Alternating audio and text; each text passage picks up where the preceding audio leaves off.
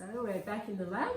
We left our tie dyeing to dry for a few days. It might only take you a few hours if you have a breezy sunny day, but it's been very cold here. So now it's time to take off our rubber bands to see what patterns we have created.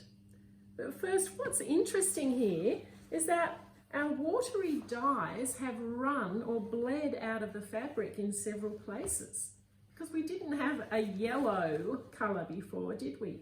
And now it's yellow in parts. So our lab coat is made of cotton, which, as you know, is a natural fibre, made of cellulose, which is a plant product. Now, strands of cellulose are shaped like little ribbons, and that allows our dye to attach or form a chemical bond, so our white fibres have absorbed the colour. And our cabbage water has created amazing colours, like all shades of yellow and pink and blue and purple and even green. So let's unravel those rubber bands. Here we go. First of all,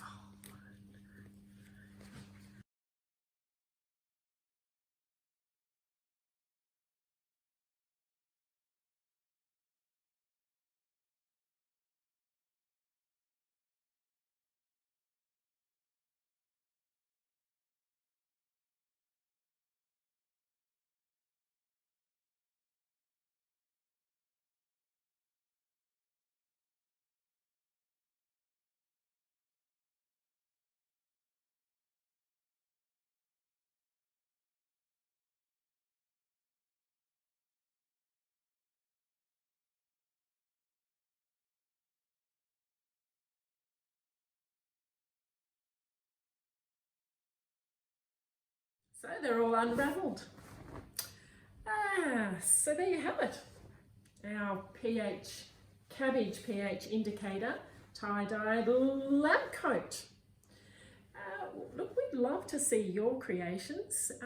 What you can do is head to the link above for your own experiment card, and we'll see you next time on Discovery Voyager Online.